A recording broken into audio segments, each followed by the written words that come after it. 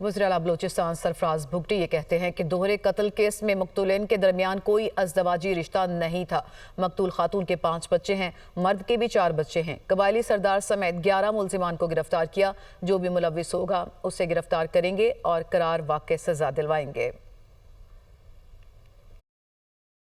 Incident جو ڈگاری میں ہوا ہے، میں اس واقعے کی عدید الفاظ میں مذمت کرتا ہوں۔ الحمدللہ انیشلی 1 اور پھر لیٹر آن 11 اور لوگ جو ہیں وہ اس کیس میں ابھی تک گرفتار ہو چکے ہیں۔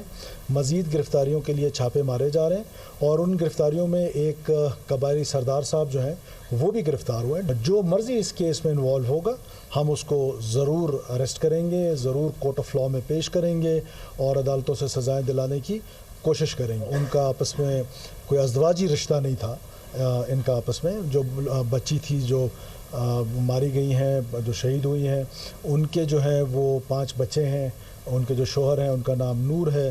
اسی طرح وہ جو آدمی مارا گیا ہے کوئی 45 سال 50 سال کے قریب اس کی ایج ہے، اس کے 4-5 بچے ہیں۔ کسی کو یہ اختیار حاصل نہیں ہے کسی بھی صورت میں کسی انسان کا قتل کریں۔ میں پہلے دن سے کہہ رہا ہوں کہ ریاست ہمیشہ مظلوم کے ساتھ رہی ہے۔ ریاست اس کیس میں بھی ان 2 مظلوموں کے ساتھ رہے گی جن کا بہیمانہ قتل کیا گیا ہے۔ ہم نے اپنے اسپیشل برانچ کا جو ڈی ایس پی تھا وہاں کا اس علاقے کا، اس کو سسپینڈ کر دیا ہے۔ آئی جی پولیس کو یہ حکم دیا کہ آپ نے 24 گھنٹے کے اندر ملزمان کو گرفتار کرنا ہے۔